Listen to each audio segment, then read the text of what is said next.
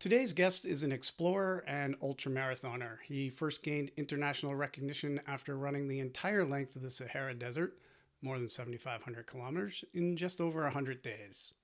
Since then, he's completed expeditions across some of the most extreme environments on Earth, including speed record journeys to the South Pole, winter crossings of Siberia's Lake Baikal, solo runs through the Atacama Desert, and multiple Arctic expeditions pulling sleds across sea ice. If you're a longtime listener to the podcast, then you would have heard Ferg Hawk talk about that. And if that wasn't enough, he's an author of Running for My Life and Running to Extremes, as well as the co-founder of the educational initiative Impossible to Possible, which connects students around the world to his real-time expeditions. Joining me today from his home in Chelsea, Quebec, welcome to the podcast, Ray Zahab. Thank you so much, Larry. Great to be here. Yeah, thanks for joining us.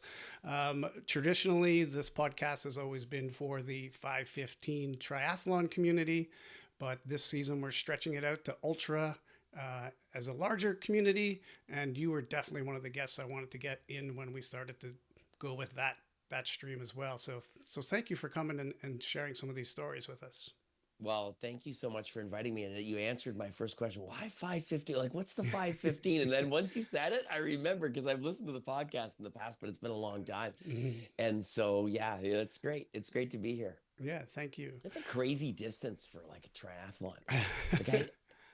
Like I can't wrap my head around that, like especially, okay, the bike, maybe I think I can kind of get it. Like the run, well, all right, but the swim. Yeah, I 10 mean, the kilometer swim. swimming, 10 kilometers of swimming. Yeah, That's crazy. yeah. Anyhow, whatever. You guys are amazing. Yeah.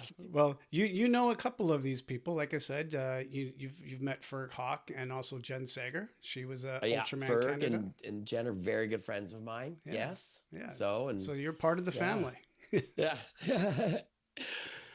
Well, just to get us placed a little bit for the people around the world, you're in a suburb of Canada's capital, of Ottawa, right? So I know I live in Chelsea, Quebec, Yeah. Canada. So I'm across the Ottawa River from Ottawa. You can see Ottawa from some of our hills up here in King Yeah. Mountain. Okay. You could see across to Ottawa quite easily. But I live in a place it's like Mecca for Nordic skiing. So at this time of year, the trails here are phenomenal if that's your jam. So and then of course summer it's trail running and mountain biking and flat water, canoe kayak. There's some white water. There's a little bit of everything here. It really is a really cool outdoor spot. And I get out west quite a bit too. And so I was just in Vancouver, like literally a week ago at the Vancouver International Mountain Film Festival, giving a presentation, Mm-hmm. and so I have friends there, and so I'm there a lot. But it's the other end of the outdoor world, in Canada. If you will, it's the other coast. Right. Well, we're not really a coast, but you know what I mean. Yeah. Yeah. You're on the far side. You're over there Yeah. where the new Ironman Canada is. Yeah, that's right. Yeah, Yeah. exactly. They had it last year for the first time, I think. That's Right? correct. Yeah. Yeah. Yeah. Yeah, cool. Yeah. Well, I want to give the listener a little bit of background before we get into some of Sure. these epic adventures of yours. I don't think a lot of young children aspire to be lifelong endurance athletes, at least not prior to your influence. What was your life like before doing these things? What kind of activities, sports were you into? And what was the turning point that kind of pulled you toward ultra?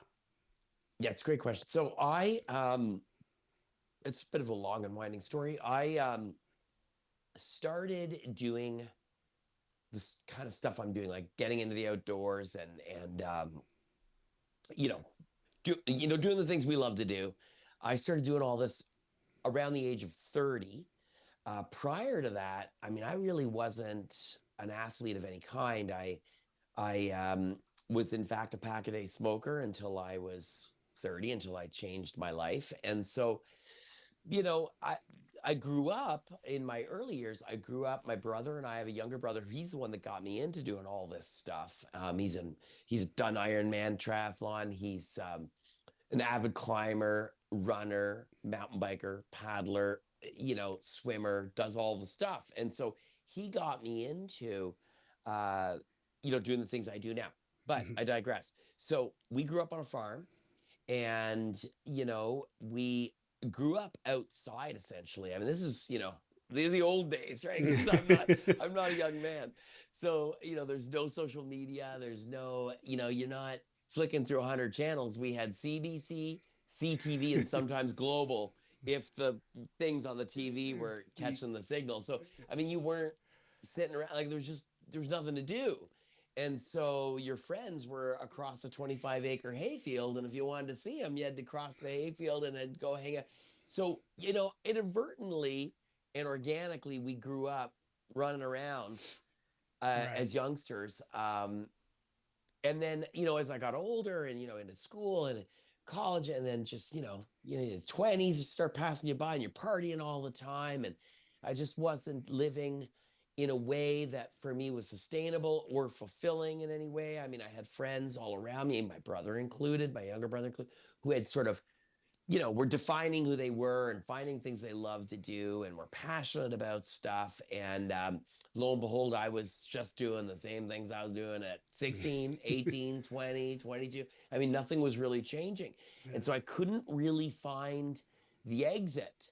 And it was my brother who convinced me to go out randomly mountain biking with him one day. I mean, I obviously could not ride the bike up a hill because I was, back in a smoker, as I'd mentioned. Right. But in being so inspired by this guy, my brother, I found within him a passion and a love for the stuff he was doing. The rock climbing and ice climbing, especially. He just loved that stuff. And so I was like, wow, and he's so fit and he just loves this stuff.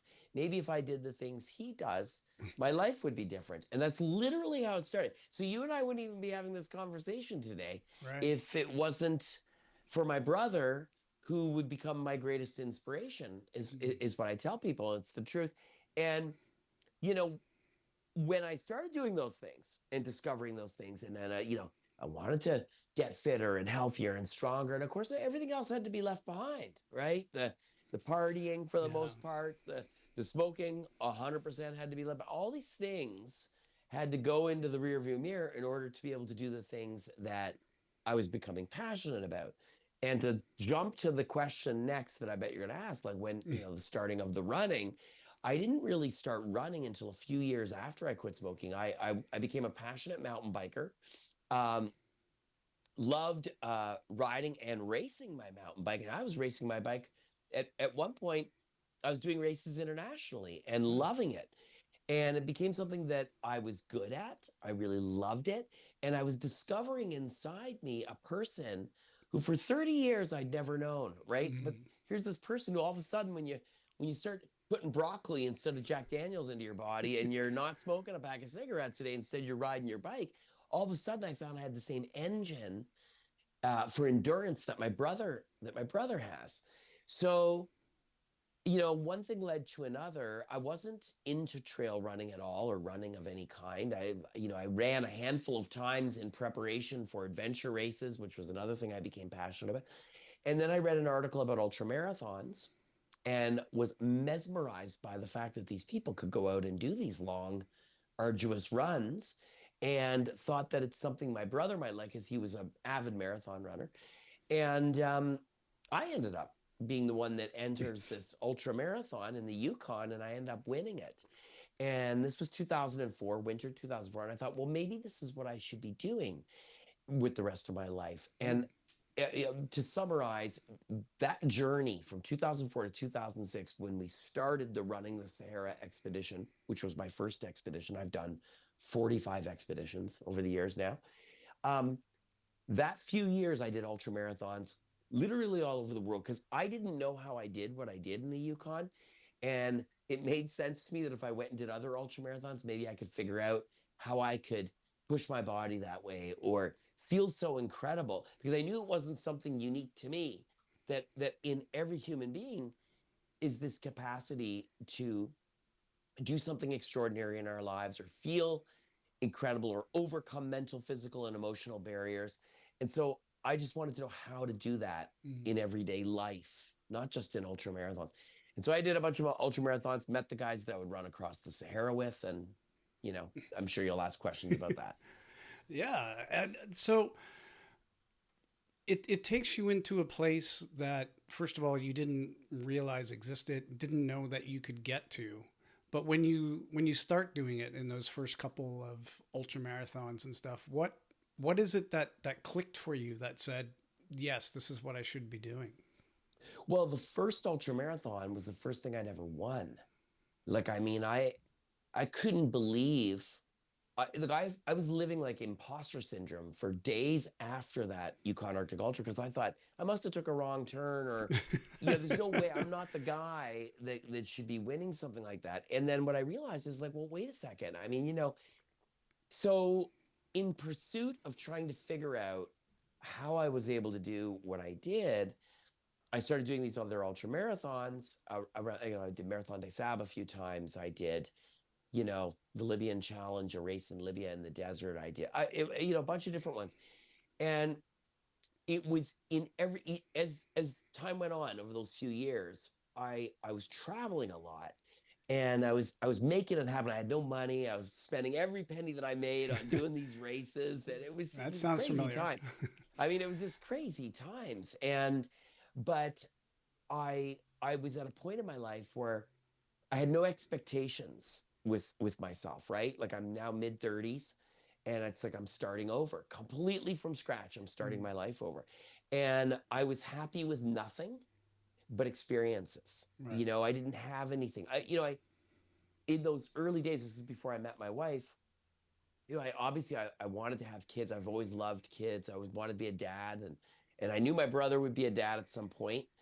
So I thought, well, maybe I could be the crazy uncle. I mean, I had other priorities in my life that I wanted, but at the time, in the moment of some of these races, when I was out there experiencing these races, um, and during that process, meeting my wife, and then you know the running was teaching me about the world and teaching me about myself. Mm, It was Running would become my greatest teacher. I've said that in a million presentations I've given before. right. And then this journey that I was on to discover things about myself led to all these other things, that I Hmm. would learn about because I was entering ultra marathons around the world. And in that period of time and before running across the Sahara, I met my wife, Kathy, who's a runner, Mm, and then met Charlie and Kevin, and off we go across the Sahara Desert to run yeah. 7,500 k. So when we got on the start line, like in the sand in Senegal to start that expedition, which was 111 days, 7,500 kilometers, give or take. Yeah. Um, that was going to be more time than I'd spent on my feet in my entire life. It was some wacky stat I figured out in my brain at that point. And I thought, geez, like I literally thought in my mind when we were standing on the west coast of Africa that I haven't got a hope of finishing this thing. Like, Yeah. and any of the times that I've applied that idea where, well, this is gonna go one way or the other, and like it's just I'll do the best I can, but and I remove that stigma of expectation, uh, things go well. That you get into a rhythm, Yeah. and I can tell you specific times throughout my career, on very risky expeditions like the one Kevin Vallely, another BCite, and myself did across Ellesmere Island last winter, was Mm, one of the most difficult projects I've ever done. And I wrote a long post about our mindset and aging and doing that expedition. And right. because we had removed that expectation from ourselves and we're just in the moment completely in it, Yeah. it went unbelievably well. Given the Mm. conditions we were in, I mean, anyhow, I know I'm going all over the map here, but that's a whole other thing you can Well, ask me about. I But think that's yeah, definitely kind of the arc that we want to follow to. But stepping off from this first adventure with the Sahara, you said you didn't have a lot of expectation. Were there things there that now looking back that you were blissfully, hopefully, not prepared for or aware of? Like, were there things that you just didn't know that you didn't know, and how did that turn out for you? Well, I mean, when I went to the Yukon Arctic Ultra, the first race that I'd done, I'd never ran a 5K race or a 10K race or any kind of race. That was my very first running race, period. And it was 100 miles. So I had by that point had a habit of just throwing myself at things and seeing, not overthinking it and just like going for it kind of thing, right? Without any Yeah, plan yeah, or yeah. structure. With running the Sahara, we were taking it very seriously, the three of us. And we trained and prepared, and we did one of these stage races together.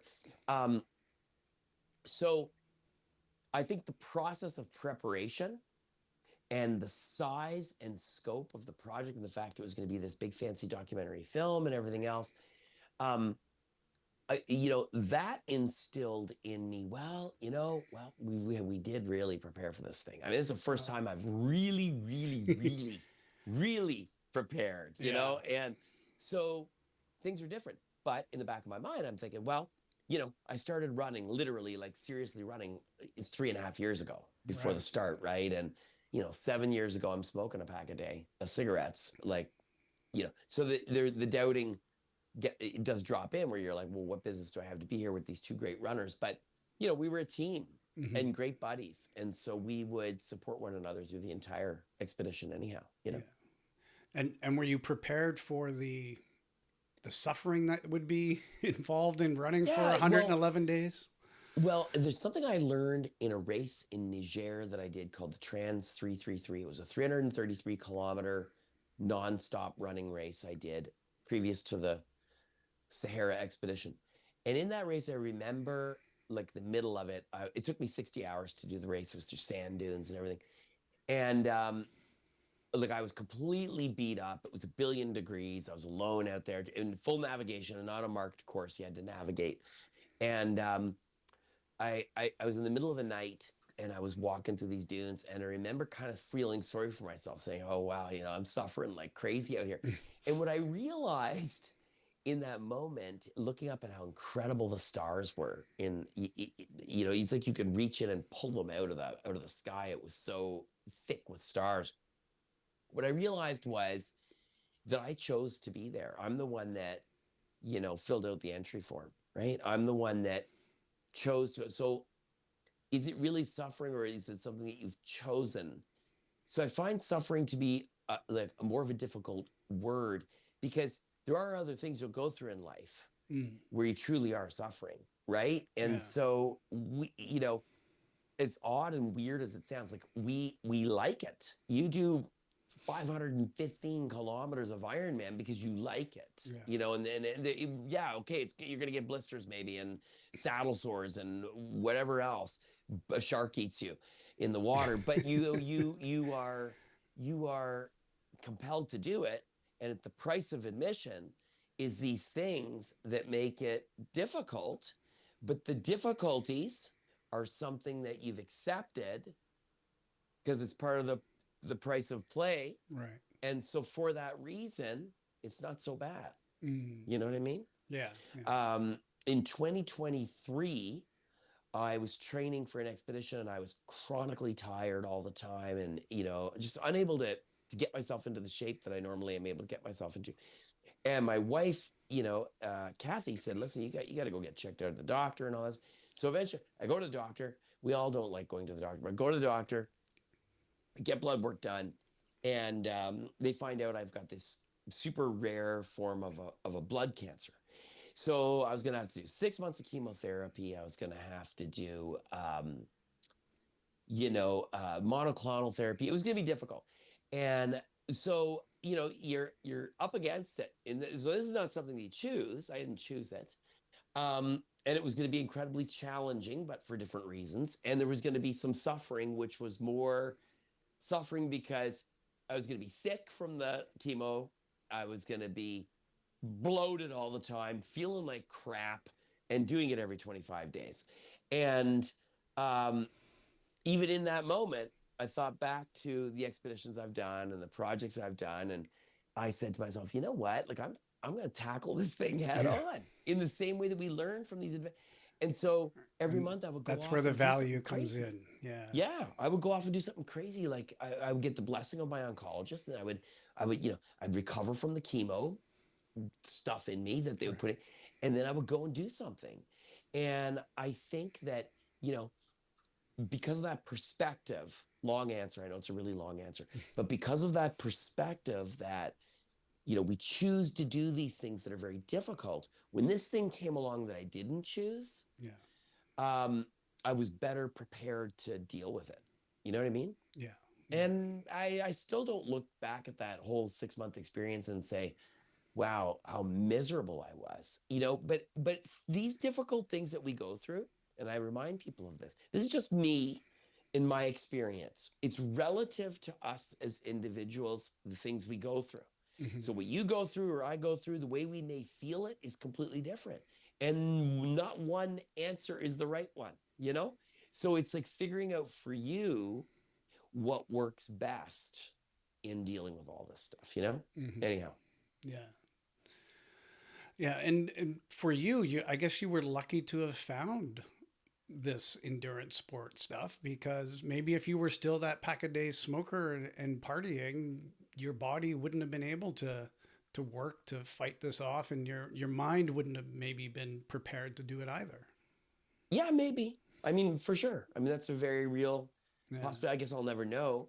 I do know that there are skills that I took, like individual skills Mm, that I took from expedition that I applied to my treatments and recovery and all that. yeah.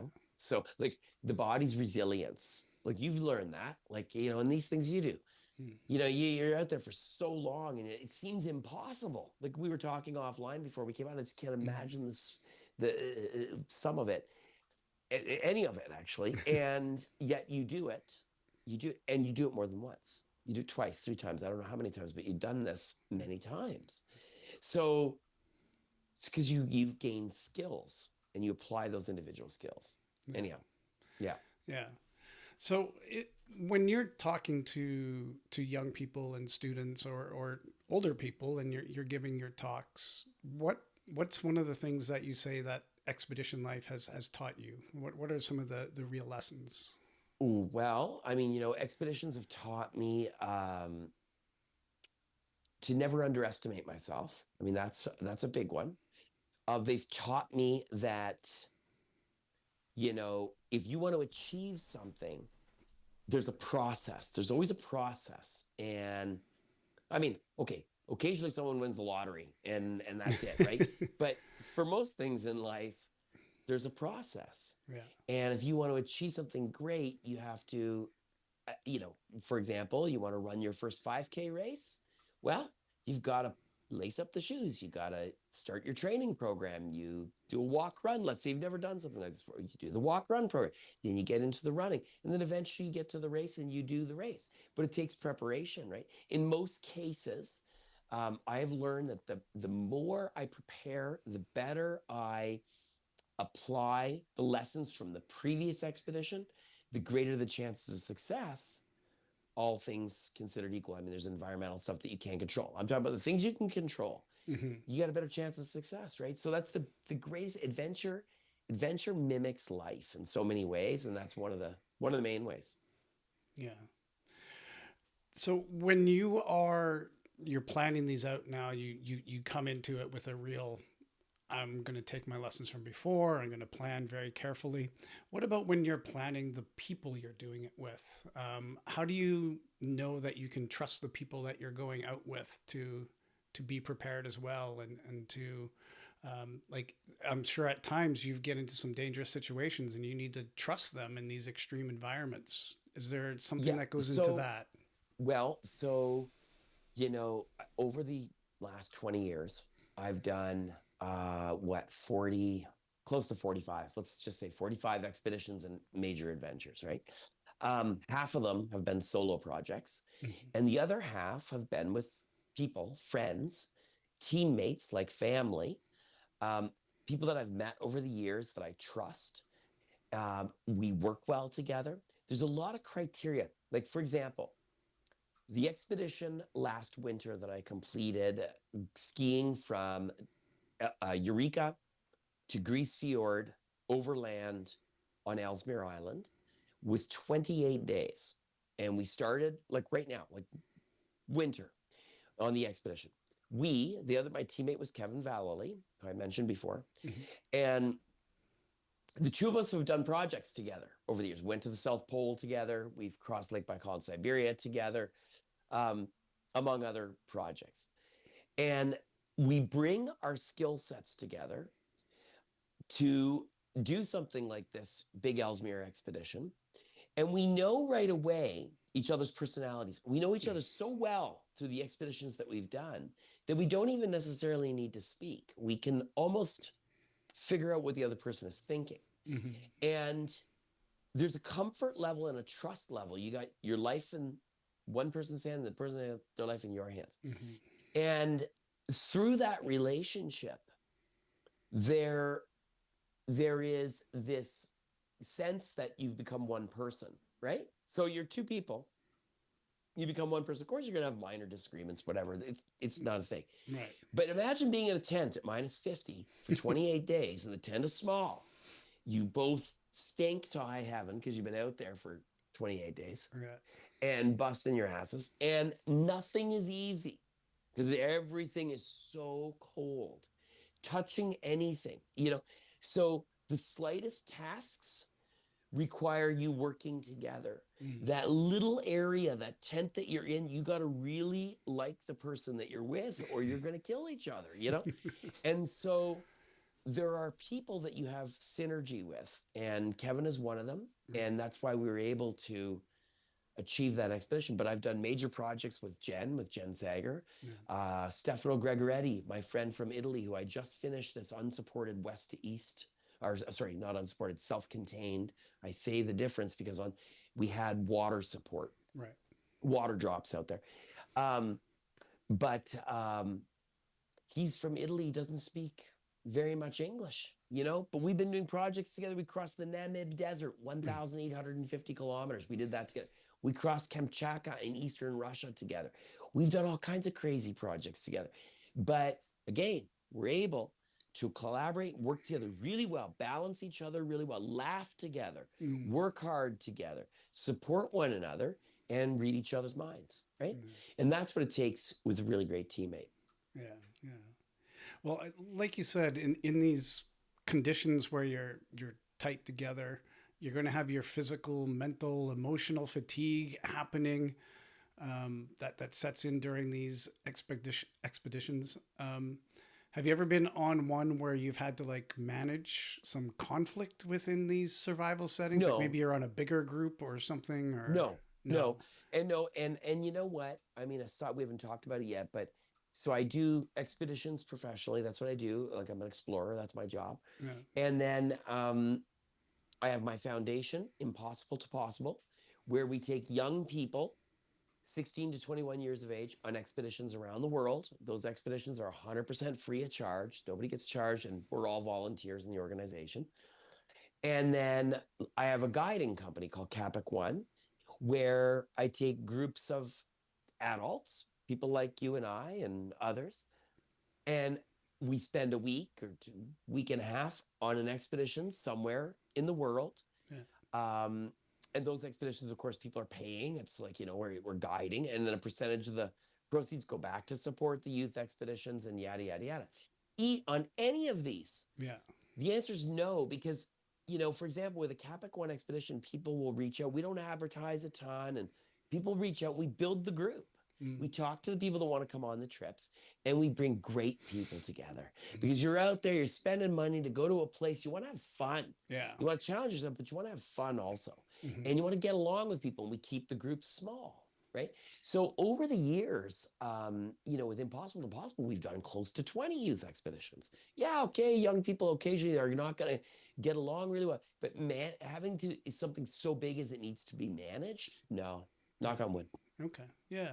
And that's exactly where I was thinking with that, is that if you are taking out other people that maybe aren't your best friends that you trust, like there might have been times where, some egos get in the way or something, and people No, are. it's a primary, like in choosing teammates for my own expeditions, like it's a primary piece of the puzzle is the ego has to be left out of it, Mhm. because you can't bring ego into these things. That's how mistakes get made. Yeah. And then when it comes to client guiding with Capic One, we have phone, I don't want to say interviews, but that's more or less what it is. We're assessing Yeah. as we speak to people which are the right personalities to put together in various groups. Okay. So you're not trying to build it like a reality TV show where you can get as much conflict as possible. You're trying to do the No, no. opposite and Yeah, have exactly. at Yeah, least exactly. amount. Yeah, exactly. No, we want our lives to be easy, not difficult, you Yeah. know? Yeah. Um, After all the things that you've accomplished now, are there still moments when you're setting up an expedition where you have some doubts about what's going to happen or how you will do with it? Yeah, absolutely. Every single expedition I plan, because if you go into it thinking you got this, um, you're going to miss something, you know? So instead, I go in with a tremendous amount of respect for the environment that I'm going to be in. Um, I've been going over, when I have these ideas and concepts, I go over my route and go over my route, and I've been going over it for maybe a year. So the planning that goes into one of my expeditions, it could be very long term, like years of Oh yeah. planning. Yeah, some of the shorter stuff that I'm doing, like shorter projects, it's months, but the bigger projects are years of planning and logistics, and saying, oh yeah, you know what, I'm not going to bring that because it didn't work last time, or I'm going to do this time in a different way. And so keeping that open mind to the possibilities that could go wrong, Right. planning those contingencies gives you a better chance of success. Mm. And I was looking at your post recently for your most recent expedition, and I was marveling at your packing one, the one where you pulled out everything and laid out what you were taking on this trip because it was Yeah, so little. That like yeah, the amount yeah. that for people that are watching or listening, like you got to go back and see how little you were able to take and survive on. And I assume that comes from this years of experience. Tell Years me of a little bit experience more in about that. Yeah, so years of experience in knowing what we can get away with. And I've done a lot of desert stuff, really hot desert stuff with Stefano. So we both know each other really well.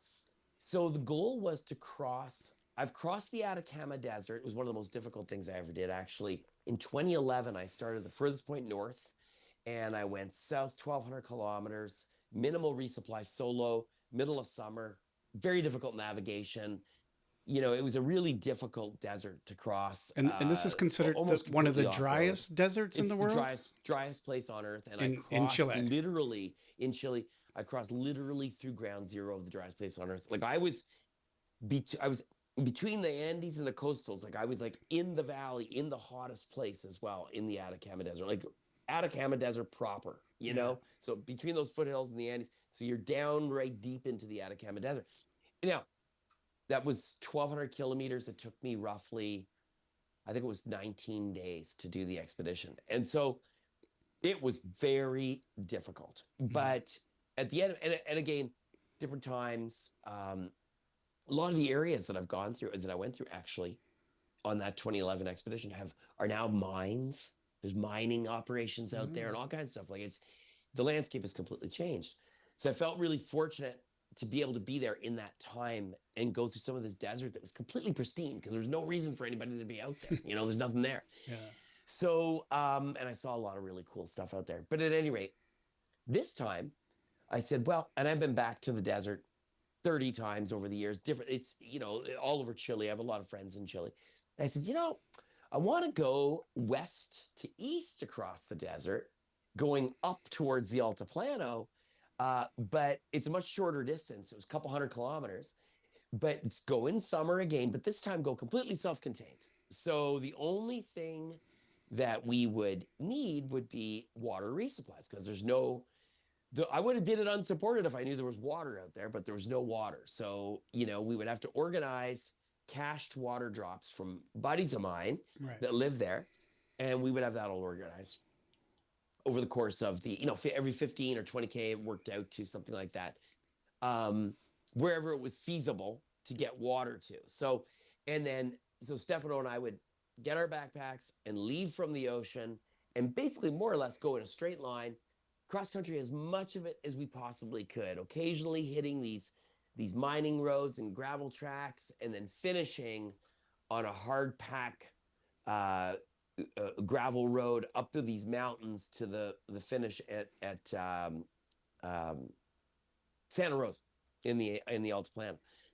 So in preparing all of our gear and everything, we took experiences from all of our past trips, and I just recently did a self-contained from the furthest point north to the Badwater Basin in Death Valley, completely off-road, similar idea, Right. water, resupply, but carrying everything else. And so I said, you know what, I think there's a great way we can do this. And so we said, how many calories can we get away with not consuming? Like, let's go light with our food and take a meal or two per day and barely any snacks, go super light, no breakfast, and just we know it'll take us X amount of time, and so we can run our engines a little bit dry, it'll Yeah. be lighter. So there was that, and then whittling away at the gear and taking only what we absolutely needed. But and here's the key: knowing what we did need, like Right. what was critically important. Like, nights were going to get cold really quick, although it was 45 degrees Celsius in the middle of the sand dunes when we started. As we ascended, we did 23,000 vertical feet Oof. in 200K, going up and down, but going net up. You started at the ocean at 0, Right. and we ended up at like what, 13,000, 14,000 feet at the end of it. Those nights are a lot cooler. So we had to bring with us, we brought -7 down bags with us. Normally we'd take a 0 bag, but the bodies were going to be wasted by the time we get to these higher altitudes. And so experience taught us, well, don't just reach for the super lightest. Go Mm. slightly warmer, pay the weight penalty there, but we'll cut on other areas that we know we can sacrifice. Like, basically wearing what I start with. That's it. Like, I'm not, the only other clothes I'm bringing is something warm, Mm. and so you get the picture. Like, Yeah. and that's how we stayed super light. In the video you're talking about, that's not absolutely everything that was in my pack, but it's pretty close. But you see the finished product. If you watch the reel after that one, when we're in the desert, you can see the size of my pack. It's Yeah. not big for 6 days. Yeah. Yeah. And I'm guessing by now, you probably also have some good sponsors that are supplying you with some of this equipment. Well, yeah, I work with some really great partners on all of my expeditions, with also with Impossible to Possible. Canada Goose, I've been working and collaborating with Canada Goose since, gosh, 2008. And they helped me with all of my gear. I had some amazing gear from Canada Goose with me along on the journey. As a matter of fact, if people go back in the videos on my Instagram and your listeners, and they're looking at some of the videos from Kevin and I's expedition across Ellesmere last winter, Mm-hmm. those windsuits were custom made by the geniuses at Canada Goose for those temperatures and the environment that we were going to be in. So it's really, really cool collaborations. So That's Canada awesome. Goose, and then of course Norda with my running shoes, and I've got the RZ Norda. Um, again, the shoes are super lightweight, bomb proof, super grippy. I mean, right? Cthulhu with my gaiters, Osprey backpacks with the pack, Exact Nutrition. I mean, the list goes on. So Yeah. it's over the years. I'm fortunate, Larry, that I've been at this a really long time. And the people in the industry that support what I do are my friends. And I believe in the products. That's why I'm there. You Mm-hmm. know what I mean? Oh yeah. And so um, the trust that you have in the gear in doing these things is critical, because like, for example, the west to east across the Atacama, you can't have mistakes out there. I mean, it's full on, dude. It was Yeah. full on. At some points I thought, we're at the edge. We're, because it's so hot and the human body can only take so much, Yeah. and same thing on Ellesmere when Kevin and I, 28 days, 31 wolves walked through our camp over the course of 28 days. There were polar bear tracks everywhere. I mean, you have to fully prepare for absolutely everything that's out there. Yeah. And so you got to trust 100% the gear that you're using. Are you carrying a gun on any of those expeditions Oh yeah, to of protect course. yourself Of from course. these? Yeah, you have Yeah, layers of contingency, layers when you're on an Arctic expedition. So yeah, to paint the picture for you, when you roll into camp on an Arctic expedition, this is just the two of us. Nobody's setting up camp. It's in our sleds. yeah. So we right away go to work because it's minus 50, minus 60 with the wind, minus 40 air temperature, very cold. You can't stop. So we roll in and we immediately start unpacking our sleds. While we get the tent screwed into the ice, if we're on open sea ice, we'll talk about open sea ice because on land it's a different setup. Hmm. Open sea ice, the reason it's different is because there's polar bears out there. So the first thing that happens is we get our tent pegged down and then we get the setup. And then I immediately start shoveling snow around the tent to bury the tent in for the winds that'll kick up at night. Kevin is out setting up the polar bear fence. And what the polar bear fence is this custom fence where we take in 2 ski poles and cut the tops off. The bottoms are intact and attached to a sharpened stake. And then attached to the sides of the ski poles are shotgun blanks, cartridges. Like it's like almost like a lever that will fire off the blank. Right. Okay. Yeah, yeah. Then there's fishing line between 4 of these that goes all the way around the perimeter of our campsite. So if a polar bear crosses that, it goes off and it will, at night, we'll wake up and then we'll be ready with our firearms. Our firearms, we have 2. We have a rifle, 300 Win Mag, and we have a 12 gauge shotgun. The shotgun is in the tent with us. And the rifle is positioned in the vestibule. So if anything should happen and there was a polar bear comes charging across that fence, rips into the tent, and then the tent is like a messed bag and then we can't find the shotgun, you get out of the tent, you get into the vestibule, and now you've got the rifle. Mm. So, you're thinking of all these things, and there's other pieces that I'm leaving out for Right. time. Yeah. But the whole process is thought out, and it has to be exactly the same with the same tasks completed in the same order every night for 28 days. Yeah. That's amazing. And hopefully you've never actually had the polar bear experience. No, I've seen polar bears out there. Seen them, And the wolves are no polar bear attacks. Yeah. No, like I'm knocking on wood heavily here. That's the last thing. A polar bear, when you see them out there in the Arctic, they're beautiful creatures, but they're the size of a minivan. They're huge, they're massive. Yeah. Yeah. So you don't want to mess with that. No. Well, if we can just go back to that latest expedition of yours, you didn't quite finish where you wanted it to finish, I believe. Can you tell us a little bit about how the expedition finished off for you? Yeah, it's interesting. So phase 1 of the expedition was, there was 2 expeditions. Yeah. Because they were so vastly different the way we were doing them. We said, okay, well, let's make it 2 separate trips.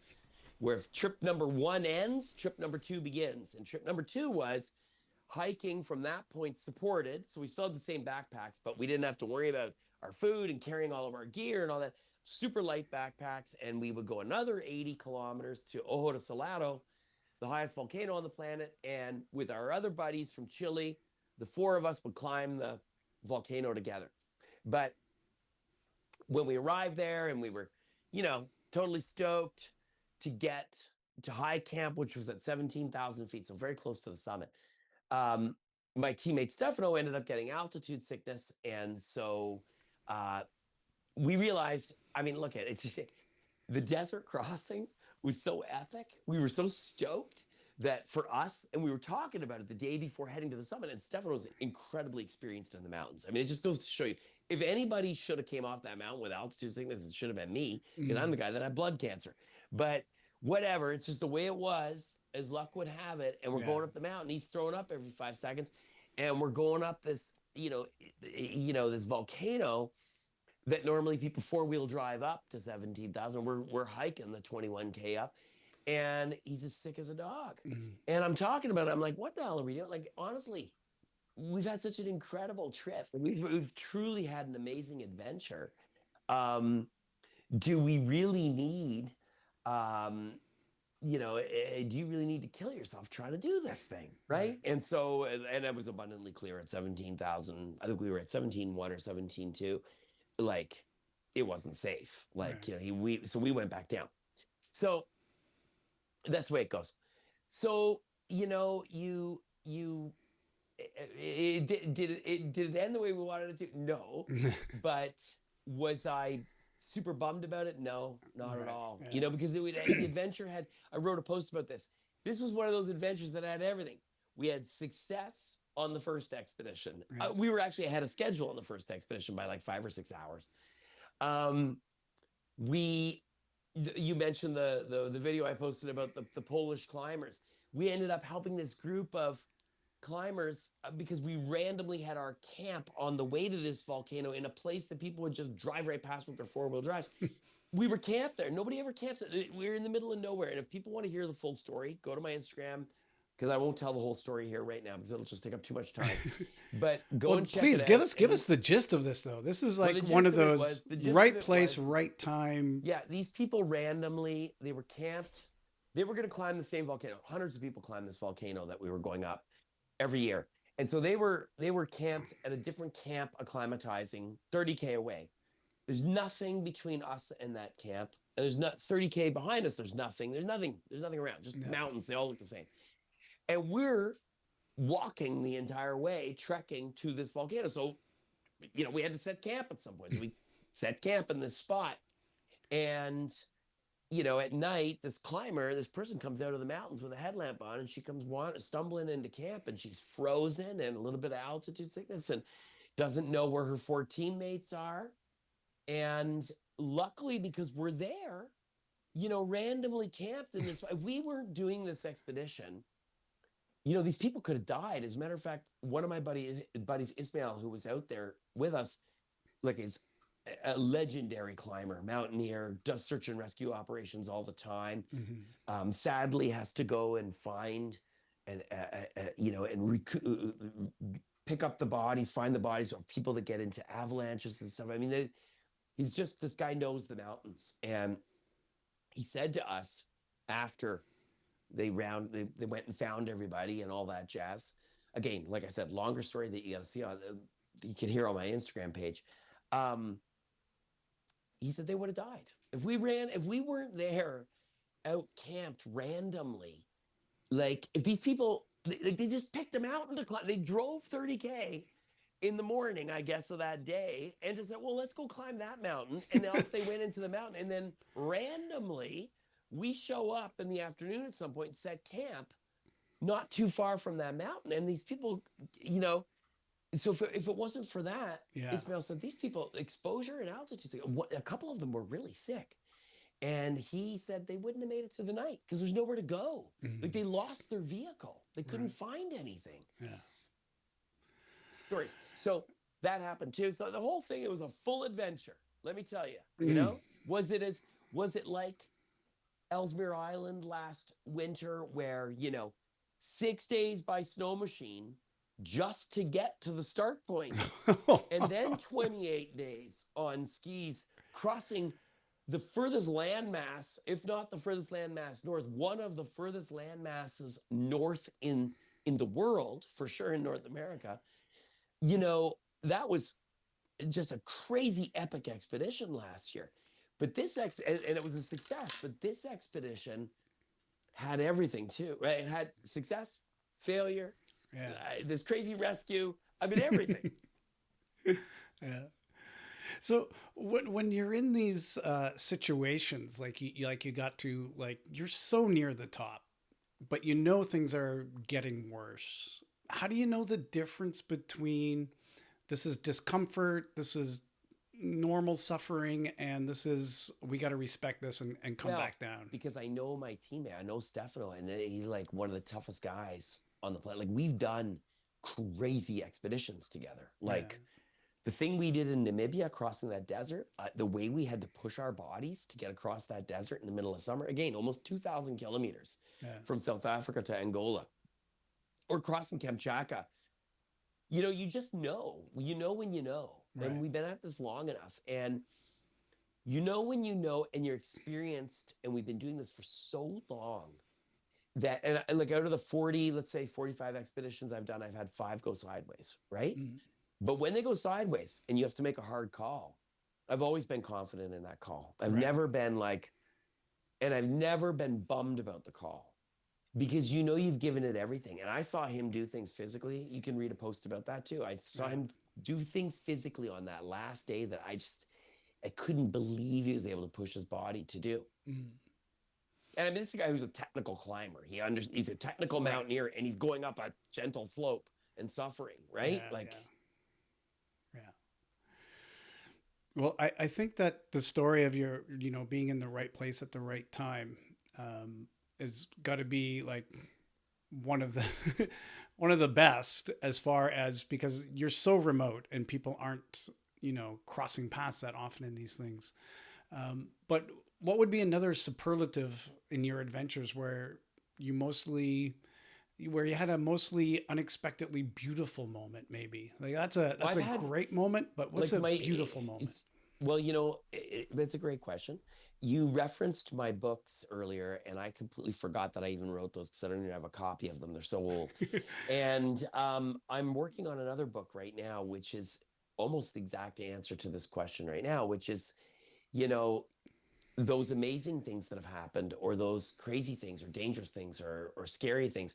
There are just so many experiences that I've had under all categories throughout my adventure career. Yeah, they're showing the books on the thing right now. Yeah. And the funny thing is those books don't even touch on most of my expeditions. The book that Steve wrote, and I worked on it with him, was written for a youth audience, and it's in a lot of school libraries and stuff like that. But it just touches, I think, on Atacama expedition and maybe one or two others. It doesn't really go into it. So that's why I wanted to write something that covers, like, these last 45 expeditions. And there's been a lot of amazing things that have happened over time, and have experienced a lot of amazing things on expeditions. Um, Seeing incredible wildlife, or having a close call. I broke through ice one time on an Arctic expedition, almost Oh. lost my life, but then, got out of this river. I was with Stefano that time too. And I got out of this river and was, you know, completely refocused on the important things in my life. Like, Mm. it was both one of the scariest things that ever happened to me, and also one of the best things that ever happened to me. So, expeditions, there are just numerous stories that I can't wait to share with people Mm. about things that have randomly happened. I'm trying to think of something really, though, right off the top of my head. And of course, I'm getting over this flu and having a hard time trying to think of anything specific. But in this moment. But for example, being in the Sahara Desert, and you're in the middle of sand dunes for weeks, weeks and weeks, and looking down and seeing arrowheads in a spot that we happen to randomly saw, arrowheads laying all over the place. And Oh, you're like, wow. where are these from? Yeah. And they're from 10,000 years ago, right? They're like, Yeah. so randomness on expeditions, that things like that just blow your mind, uh, is one of the things that's always excited me about doing these trips, right? Hmm. Well, you mentioned that one book is for a youth audience, and is in a lot of libraries. When did you take your adventures to the idea of, I want to put those toward youth as well? And when did you feel that personal challenge turn into a responsibility to try and bring this to youth, and the co-founding of your Impossible to Possible? Well, you know what? So all of my expeditions always have been connected in one way or another. I've had a youth audience following the expeditions that I do. We used to build individual websites for each of my expeditions, and then now nobody really uses websites anymore. They use social media. So, post now on social media, and there's a lot of teachers that take that content and then we'll show it in schools and stuff. But 2008, my wife and I and my buddy Bob Cox, in my best friend in California, decided that we wanted to create something, with the help of friends. We created the organization Impossible to Possible with the goal of bringing young people on expeditions and giving them the opportunity to do the things that I do, but it's their expedition, right? Yeah. So they're the ones out there doing trekking through a jungle, or hiking through sand dunes, and or running across a salt flat. And their expedition becomes an opportunity for a learning a learning component to happen. So, youth expedition in Utah, we ran across the Grand Staircase, partnered with the University of Utah, and told the story of the rise of the dinosaurs. And so our youth ambassadors would, run to a camp where paleontologists were digging dinosaur bones. Then they would carry on running the next day, and that would be live streamed into classrooms. And it was just, or even more simple. Uh, two was it 2 years ago or a year ago, we did Mojave Desert, and our youth team was studying extreme weather. And so we had a senior climatologist from the Weather Network with us, and they were explaining the changes that our youth ambassadors were experiencing as they went high in altitude, crossing this mountain range in Death Valley, and then descending down into the desert floor, and all the different plants that exist at these different altitudes and whatnot. And so creating content around that, Yeah, it's and then we awesome. did an extension of that in the Atacama Desert as well. So we're always trying to reinvent and how we do the impossible possible youth expeditions, but Mm, it's always been free. I mean, the common denominators, doesn't matter where you come from, as long as you're between 16 and 21 years of age, you get selected to go. Depends on how big the group is. Each youth expedition is different. It's between 3 and 5 yeah, typically. And yeah, everything's 100% free. You get picked, you yeah, apply, you get picked, and you go. yeah. And I saw each of them basically has a different theme as well. Yeah, every time it's a different learning component. Yeah, The last couple, and in the next one, the educational component in the next one is going to be more robust, but the last couple have been more adventure based. So it's more like, okay, this latest youth expedition, we did a different region in the Atacama Desert, and it was uh, really interesting content. They told and it was done simultaneously with a Capic One expedition. So you had people out there who were on an adult expedition. They paid to go on an expedition, and then right. simultaneously, separate camp, but similar route. Hmm. Some of the days were different. Our youth expedition was doing an adventure. And what you had was youth who are 16 years old interviewing adults who are 50 years old, and they're kind of doing the same thing. Yeah. And the topic was called Life of Adventure. And it's how do you maintain adventure Mm. as you get older? Is it something that you can maintain throughout your entire life? And of course, we know the answer is yes, but you share that through videos and storytelling. Yeah. And like you said, so much of it now is probably just social media. And That was 100% social media this yeah, time. and it's 100%. We only posted on, 3, 4 posts too. You can't do too many. yeah. Now you can't do too many posts because people then just get turned off from it, right? So you got to just enough Yeah. that hopefully everybody's excited and that's it. Yeah. Well, like I'm a teacher as well. That my day job, I'm a PE teacher. So I'm dealing with these high school youths all the time. And I kind of have an answer for this next question, but in your opinion, in the work that you do with the youth, what do you feel that young people need to hear most right now? Need to hear. Well, it's we live in a different time. I don't know how old you are, Larry, but I'm a lot older than you. And I lived in a time when there was, as I mentioned before, You're not a no lot older than technology. me. there's there was no technology, right? Yeah. And so it was an immersive experience. Living was an immersive experience in a different way. And so regardless of where we come from and our economic backgrounds and everything else, I think just going outside and turning off devices, and becoming reconnected to the world around us, whether it's an urban environment or it's in the countryside or wherever you are, it's becoming more in tune with your surroundings in a real way. I'm not saying throw your phone in the garbage. What I'm saying is, you know, disconnect from technology now and then. And I think there's more of a movement to this, and this is starting to happen. And reconnect instead with the 3D world around you and what's happening around you. Yeah. You can have both.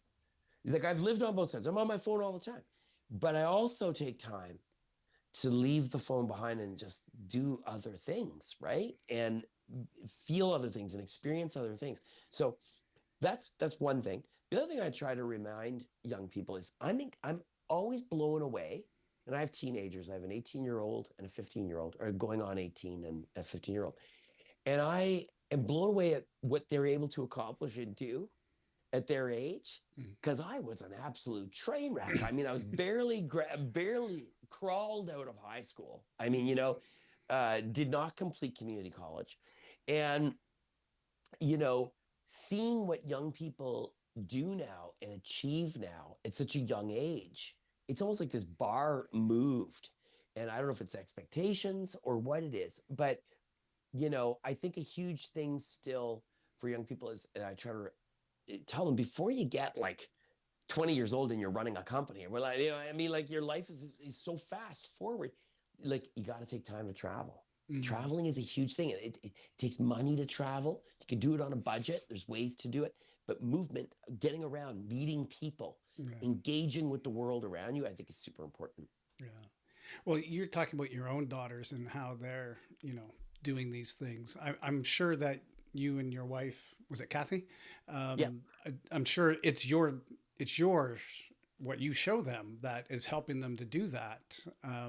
Do they follow in your footsteps at all? Are they runners? Yeah, Are they oh, for sure. adventurers? They're runners, but they're also very involved in their own sports. My youngest is in biathlon, and Nordic skiing, Yeah. racing, and the youngest also is a sprint canoeer, a trail runner, all this stuff.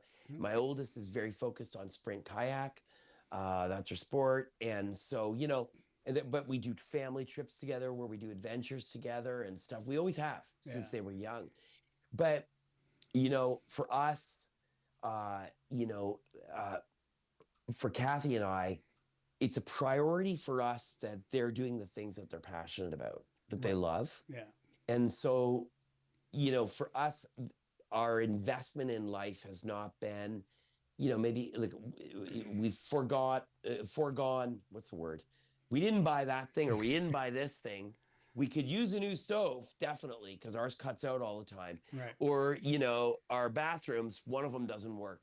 But we take that money and instead invest it in the activities that they're doing that they're passionate about. I want to Right. go to a ski race in Rimouski. Okay, well, that takes money, Yeah. and so you got to let some things go. And our house is getting a little beat up, but our kids are rich with experiences instead, right? So it's like, Yeah. it's just figuring out, every family's different and what your priorities are, but we want them to be pursuing the things that they love. Yeah. Yeah. I think that's what everybody wants for their children. Yeah. Do your children think of what you do as extraordinary, or is it normalized for them because you Oh, just do it? dude, I may as well work at a box factory. They don't care. I mean, it makes literally, like, sometimes I have to say, like, I was going to the Atacama on this last trip, and my old daughter was like, "Where are you going?" Like, they had no idea where I was even going. Like, I'm walking out the door with my bags, So it's an interesting thing. But if you were to visit my house, you'd see that there's no Guinness World Records on the walls or images of my expeditions. There's literally nothing on display in this house that reflects what it is that I do for a living. Yeah. Instead, we celebrate their successes, the things that they're doing, because again, it's just that's our priority in our household. Every household is different. The things that you do, Kevin, my buddy Kevin, that I mentioned, that we did this big expedition together on Ellesmere last year. With his kids and his wife, they do these. Well, now they're in college or university and doing their things now. But when they were Yeah. younger, um, he'd have those kids in canoe going up the Mackenzie River, and they've done epic trips with them, right? And similar philosophy. They're Yeah. like, gonna let the floors go because we're gonna go and do this thing instead, and Yeah. it's Yeah. just, but everybody, you make your choices on what it is you're gonna do. And so in our house, we talk more about what they're doing, and not, and my wife is an amazing ultra runner. She was second at the Tahoe, no, sorry, at Moab 240 one year. Oh wow. She plays second, and so she's a great runner. But again, like, the buckles aren't on display. Yeah. And there's nothing wrong with that. It's just that we've made and I celebrate people that do that.